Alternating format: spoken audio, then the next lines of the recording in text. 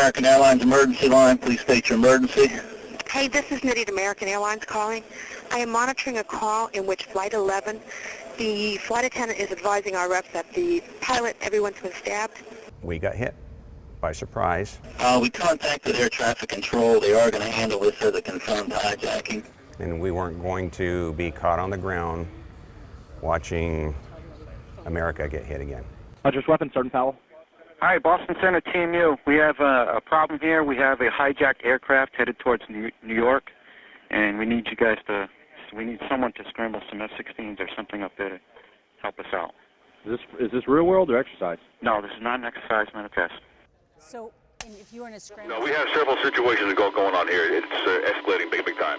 And we need to get the military involved with this. Wow, what's going on? Just get me somebody who has the authority to get military in the air now. Well, thank you guys both for doing this. I think as much as we all know about 9/11 and reflecting back, your story is one that many people don't know about. Let's start 20 years ago. What were you both doing when you heard about the first strike against America? General? It was a normal Tuesday morning. We had just come back from a big deployment out to Las Vegas where we had a lot of training to do, and we were very successful. We had a normal scheduling meeting, and in the middle of that is when things started to unfold and caught all of us by surprise. Before you know it, the phones are ringing, and we're talking to the White House JOC, we're talking to the Secret Service, trying to just really understand what's happening. And one thing led to another. Before we got too far down the road, we were just trying to get in the air as soon as we could to make sure another airplane didn't hit its target fundamentally. Heather, describe where you were when you first heard about the World Trade Center. I was sitting in the scheduling meeting with SAS and some of the other pilots that were part of the senior leadership in the squadron that day. So there was SAS, Dan Raisin Kane was there. It was Marc Drifter Valentine's first day. September 11th. Yeah. We had Phil Dog Thompson was our supervisor of flying. So we were working on how we were going to fly that week. Who was available, who had check rides that month. It was just normal administration. And David Chunks Callahan, one of our enlisted troops, knocks on the door and opens up the door and says, an airplane just flew into the World Trade Center. And I remember thinking, well, how could that have happened? It was a spectacularly clear blue day. And I don't know about you, but I think most of us assumed that it was a small airplane. That it was like a small general aviation Cessna. And everyone knows those airplanes just bounce off of buildings. They don't really cause damage. So I recall a few inappropriate jokes. But it wasn't until he came back and said, a second aircraft hit the second World Trade Center, and it was on purpose. And that was when we all got up to the bar and saw the images that everyone else that morning saw. That was when we really knew that the nation was under attack. I remember when the second plane hit, my immediate thought was, we're at war.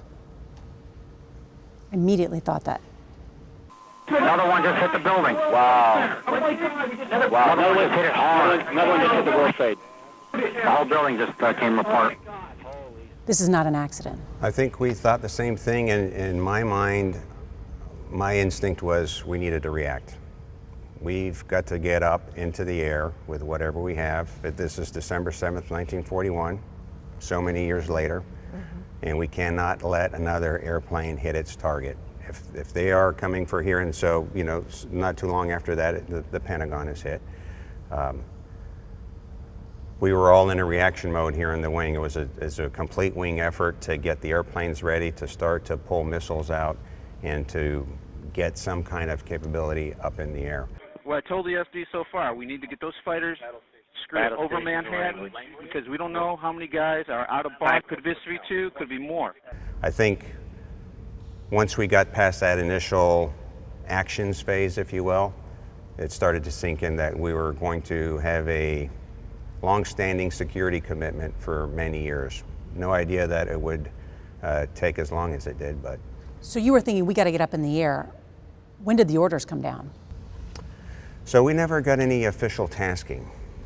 We were asked by the White House JOC if there was anything that we could get up into the air. And so we were, at that time, our squadron, our wing was not part of NORAD.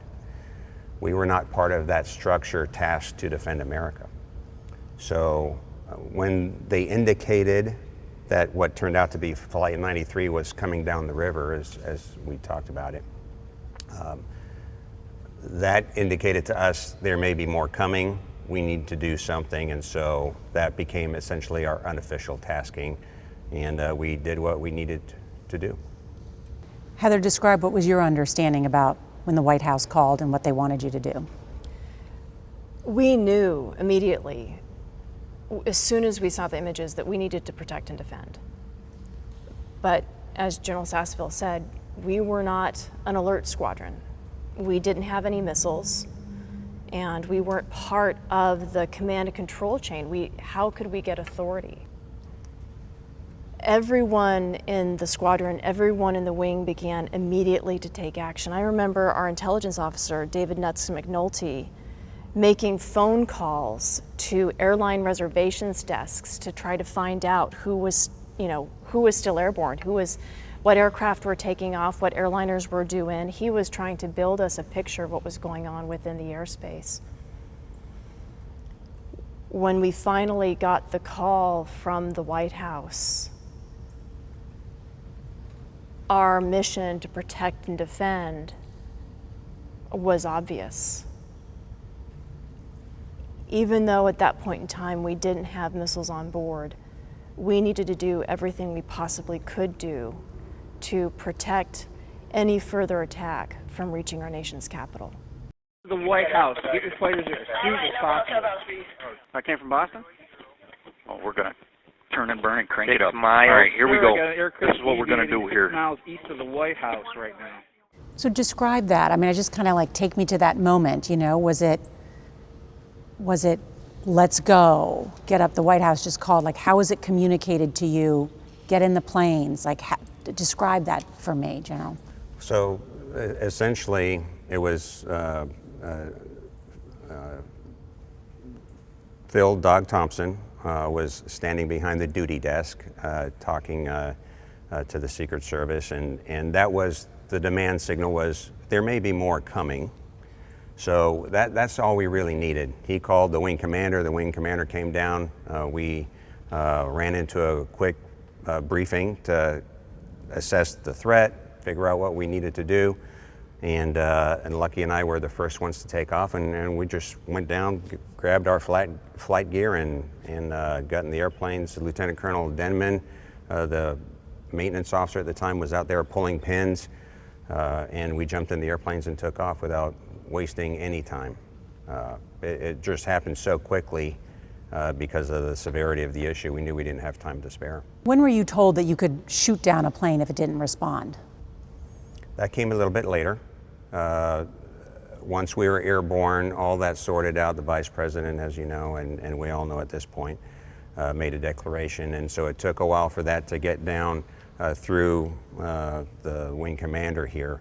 And so once we were airborne, we understood what the rules of engagement were. And that was really part of the concern, is in the fog of war at the time, in the confusion, we needed to be very careful that we didn't make a bad situation worse.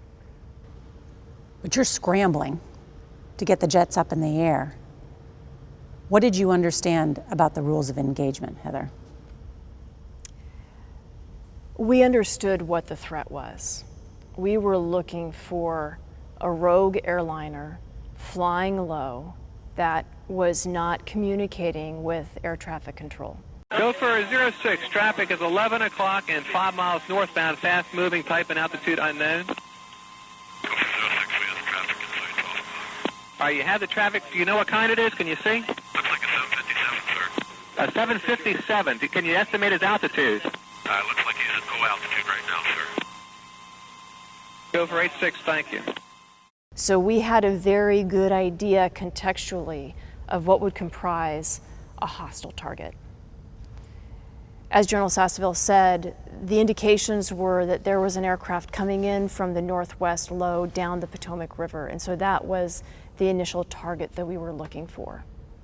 And we would have to do whatever it took to prevent it from reaching DC. After SAS took us out, sanitized the airspace far enough to make sure that there was no threat on that access, and then brought us back to DC, I remember you working with Potomac Air Traffic Control and teaching them how to become air battle managers, because there was an incredible response of medics, of police helicopters, of military airlift.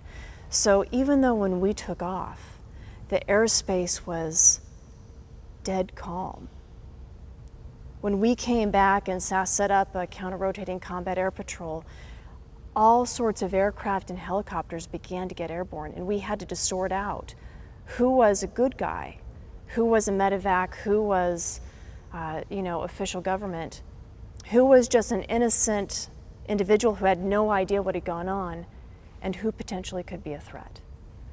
And the air traffic control, the controllers down in the Potomac, TRACON, the radar system that manages all the airspace around DC, they did a fantastic job. I mean, General, how long do pre-flight checks usually take? It's usually a 20-minute program, 15 to 20 minutes, nice and calm, and making sure that everything's organized where it needs to be, properly fueled, proper tire pressure, oxygen pressure, and the like.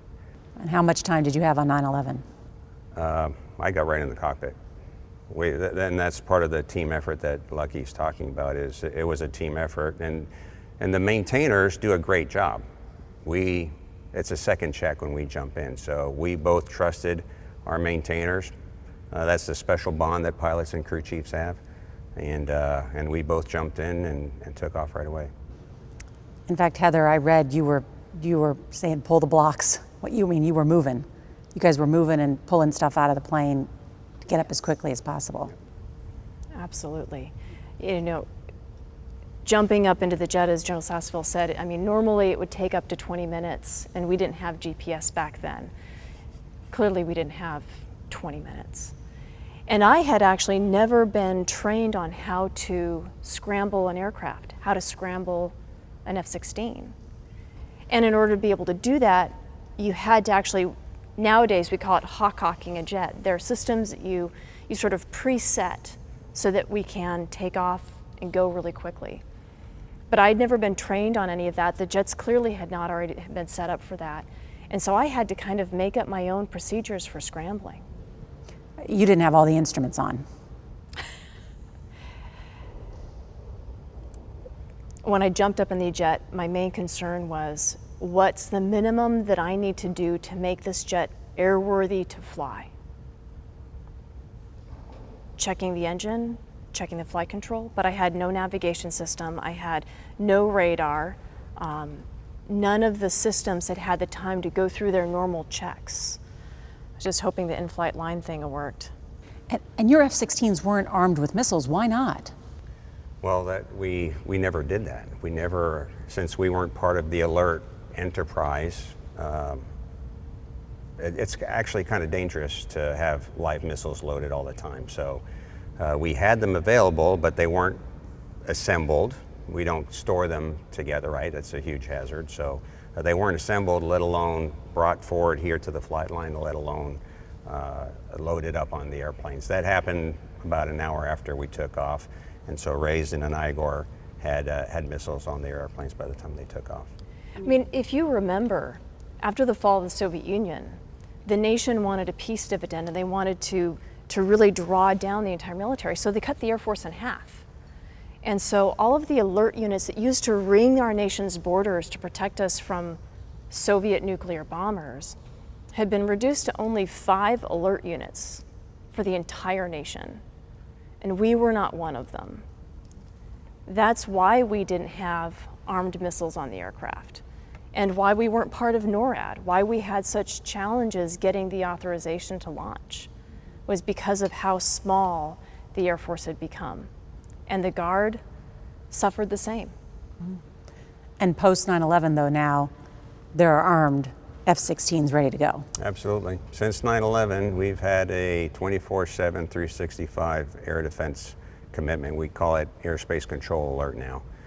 But we are lock, stock, and barrel part of that chain of command, part of that enterprise, and it makes you wonder why we weren't set up that way before 9/11. If you two were flying F-16s that weren't armed, how were you going to take down Flight 93? So you'll be happy to know, and I think the American public will be happy to know, that we don't train to take down airliners. We never have. I had practiced during the Cold War how to attack large airplanes, bombers, our enemy's bombers, and so I was a little bit familiar with how that might go. But you're right, we didn't have any missiles and we didn't have combat loads of bullets. We had training rounds. And so as we're running out to the airplane, the thought occurred to us, we do need to kind of understand how we're going to do that. And so Lucky and I had a game plan on how we might approach that. But the fundamental premise is we were going to have to hit the airplane and disable it somehow, either get the flight controls or the propulsion system or some part of the airplane that would make it alter its course and not hit its target. A kamikaze mission. We had no missiles. Our only choice was going to be to ram the airliner. Sir, I remember you would take the cockpit to aim at the terrorists. And I would take the tail. And you said that? We did, as we're running out to the airplane. And so when he said that to you, what did you think? Of course. It was obvious, it was so clear what needed to be done. Neither of us had any second thoughts. We didn't have time to think of it.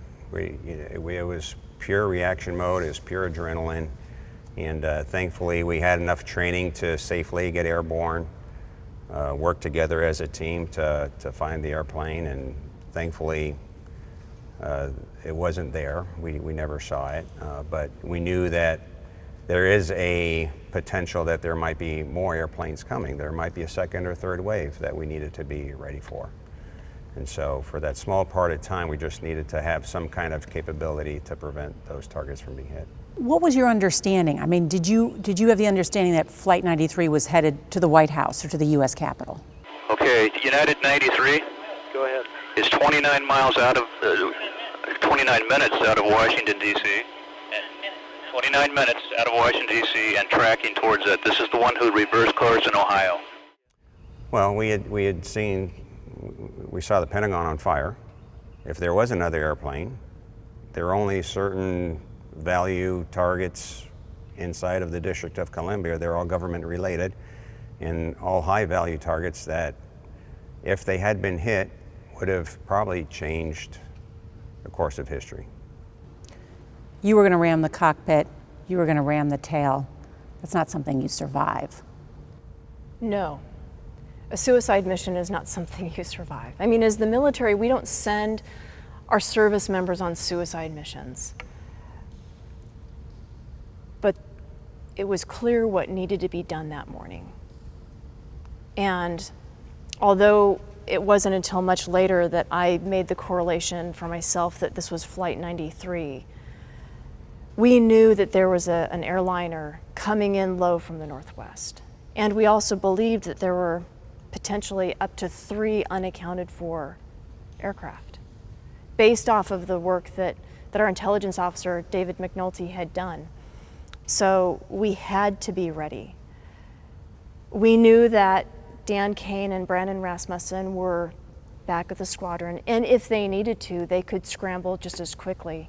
But I remember you saying, Raisin, you and Igor, wait until you get missiles.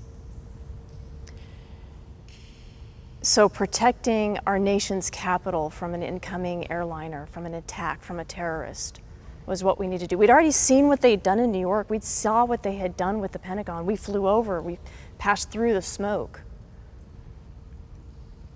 what else would there be but our nation's leadership? The vice president had given the order to shoot down a commercial airline. Did he know that you were unarmed? Vice President has cleared. Vice President has cleared us to intercept tracks of interest, shoot them down if they do not respond first on RCC. So the vice president gave a weapons-free order, I think was the term that was used at the time. I don't think that anybody really had a great picture of what was happening at the time. And so I want to, it's important to know that nobody asked us to do this. Nobody in the chain of command directed us to take this approach. This is something that we saw. This is a scenario that we saw, and we knew what needed to be done. It's also important to note that our unit lives here. This is our home. So not only is this the nation's capital, but we have friends, we have families here, deep roots as a Guard unit, and frankly a little bit of a personal angle on defending our own turf as well. So it was a very difficult position that we were all put in that day, and thankfully, like I said, we didn't make matters worse. It was not an order through the chain of command. It was your call to ram the plane. We didn't have any other choice. And we weren't going to be caught on the ground watching America get hit again. It wasn't going to happen. No question in your mind that was the right thing to do. Not a question. And the only thing you could do. We didn't have any choice, yeah, absolutely. Describe what it was like flying over the Pentagon that was on fire. So after we drove up the river, didn't see anything on the radar, we're looking low, turned back around and flew over the Pentagon. And one of the most vivid memories I have is looking down, seeing the fire, smelling the smoke and the fumes coming through the cockpit, and being completely nauseous. And it wasn't the smoke that was making me nauseous, it was the thought that we got hit by surprise.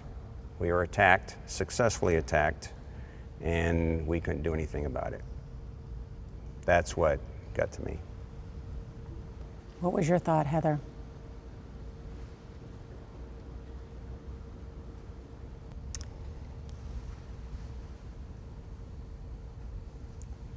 I recall how white and black the smoke was against the clear, clear blue sky, and how it just barely drifted because the winds were so light out of the southwest. But really what I was focused on was trying to be a good wingman and do what we needed to get done. So I remember the physical sensations, I remember the smell coming through the ECS, but I really didn't have any emotion. It was so very surreal. Washington, this is Gopher 06. Gopher 06, guys. Yes, sir, that aircraft is down. He's in our 12 o'clock position. Looks like it's just to the northwest of the airfield at this time, sir. Gopher 86, thank you. Descend and maintain 2000. Okay, we're down to 2,000. And this is Gopher 06. It looks like that aircraft crashed into the Pentagon, sir. You knew that the World Trade Tower had been, and the World Trade Center had been hit, but did you know from command that the Pentagon had been hit, or did you see it for the first time? We didn't see it, we heard about it. You had heard about it, and then you saw it. And then we saw it. And like anything, when you hear something and then you see it in person, it's a... Yeah, we were, that whole first sortie certainly, and into the second sortie, we were just operating on adrenaline and in reacting mode, not really thinking about future moves and what was about to happen and what would unfold in a strategic sense for decades to come. It was all, let's make sure that we get the situation under control to the best that we can. When you were in the air, what were you doing to try and find Flight 93? So when we took off and SAS turned us to the northwest. I floated out to a wide position to his north, and we stayed low because we needed to be able to have a visual lookout across the horizon. And if we were too high looking down, there was a chance that the aircraft could get visually cluttered, as well as have our radar be cluttered as well. So it was a combination of a visual lookout and then also a radar lookout, trying to capture any kind of return contact for the aircraft. Of course, we never found anything.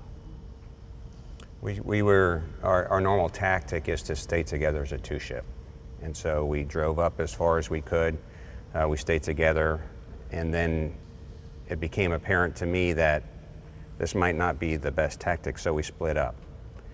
And knowing that some of the airplanes had taken off out of the northeast, that might be an attack vector, so one of us looked to the northeast, one of us looked to the northwest, again, looking outside and looking on the radar to see if anything was coming our way.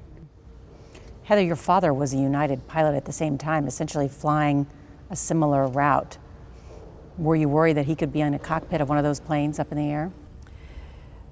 My father never crossed my mind. That was not something that I was even thinking about. What we were about to do was not about me. What we needed to do was about the mission, about protecting our nation.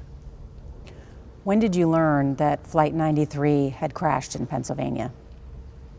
After we landed. So when we're flying, we only have two radios, and you're talking to air traffic control, and you're talking to your squadron or your flight mate. And so you really don't have a lot of information when you're flying around if somebody doesn't tell you. So there's no way to get updates. Different story 20 years on with the technology that we have. We have different means of communicating and different ways of displaying information. But we didn't get the rest of the story until we landed after that first sortie. So how long were you up in the air from that first sortie? Until we ran out of gas.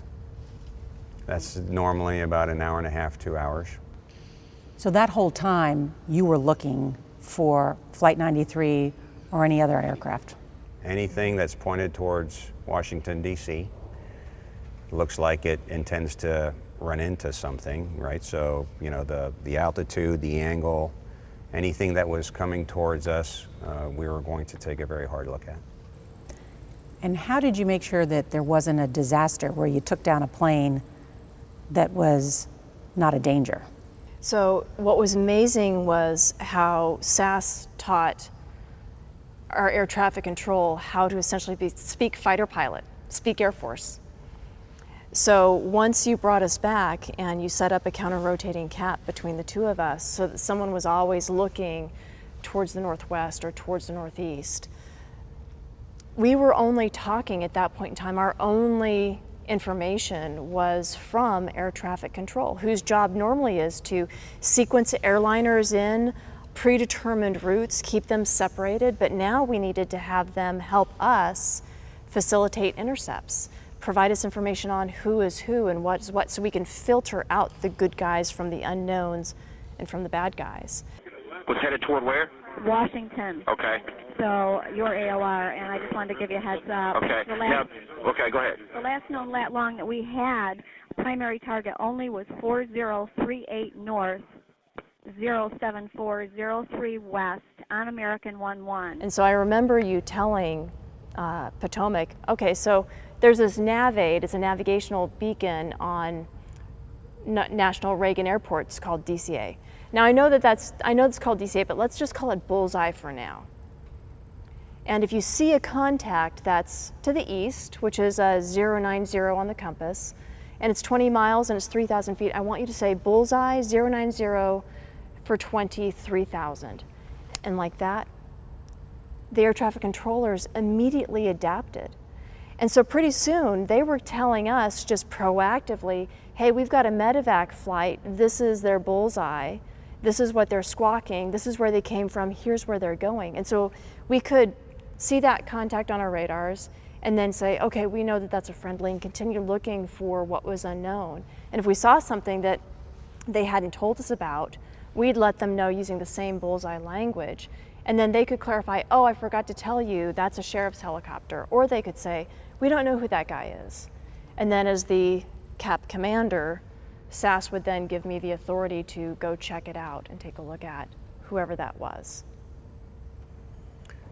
And so the question about who's who becomes very important. Sometimes air traffic control knew who they were, sometimes they didn't. The ones that they couldn't identify are the ones that Lucky and I would go and take a look at. But the scenario of if that is an unknown and it looks like they are coming towards us and we will need to do something is an ethical and moral question that we were both wrestling with at the time, because if you do need to ram it or take action, that would be a very heavy, weighty decision to make on the fly, not knowing if it was really intended for a certain target, how many lives would be taken in the attack, let alone taking down the airplane. So very, very difficult scenario to work through in your mind at 500 knots. Thankfully, we didn't have to do any of that. 20 years later, when you look back at that decision that you made, what do you think? In the short term, I think anybody in our position would have done the same thing. That's what we do, right? We defend the nation, we defend America. I think that day would have been the same. I'm happy that we've come a long way in the past 20 years. The National Guard specifically is a much more operational force where we are better trained. Our equipment is very much like what the active duty has. And so I'm confident that if a similar scenario were to happen again, albeit in a different domain, let's say, I think our ability to respond in just as successful a manner is much improved. Heather, I understand later that day you escorted Air Force One and President Bush back home. Was that a sense of relief? Escorting President Bush was an honor. It was also anticlimactic. At that point in time, I think the scenario had calmed down enough. We had aircraft that were armed at that point in time. We also had additional resources from NORAD. So there was an AWACS aircraft, we had a tanker, there were additional fighters that were airborne. And so it was an honor to be able to bring President Bush back home to Andrews Air Force Base, but definitely did not have the significance of our first mission. 20 years later, how often do you think about that day, 9/11?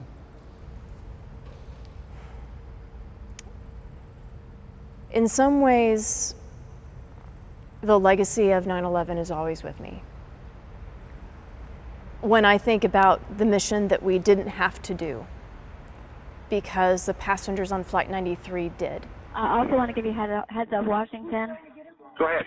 United 93, have you got information on that yet? Yeah, he's down. He's down? Yes. When did he land? Because we had confirmation. He did not land. Oh, he's down? Yeah, somewhere up northeast of Camp David. Clearly, not only does our nation owe so much to those heroes, but Sass and I owe our lives to them as well. And they made a choice that they should not have had to have made. They shouldn't have had to have made the choice to sacrifice their lives. But that's also why when I think of 9/11, instead of being overcome by the trauma and the horror and the tragedy, I'm actually overcome by hope. Because of the character and the bravery and the service to all of us that they demonstrated that day, and the other heroes of 9/11, the first responders and neighbors that opened up their homes to strangers. that this is what it means to be an American. And we see that today with Americans opening up their homes to strangers, right?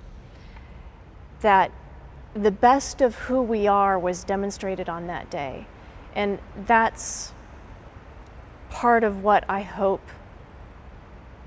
to live through my daily choices and to honor their legacy and their gift to us. So in some ways, living my life as normally as possible is the biggest way that we can say that the terrorists did not win. That we are still who we are going to be, and we are going to live our lives as normally as possible, and at the same time, hopefully with that kind of awareness and mindfulness of being our better angels. I think about it every day. I work in the Pentagon. I drive by the 9/11 Memorial every day. Those on Flight 93 that paid the ultimate price, actively engaged, they knew what they were doing. Those are the real heroes. Those who perished in the airplanes, inside the Pentagon, inside the towers, those are the real heroes. I think as traumatic an event as that was, looking back on it, in the long run, in the long arc of time, we will still prevail. We will preserve our values and we won't be deterred. There's nothing in a traumatic event like that or anything else that our enemies will throw at us that will slow us down. Well, General and Heather, thank you so much for sharing your story with us. Thank you, and thanks for your time, your service. Yeah, thank you. Thank you. It's quite a story.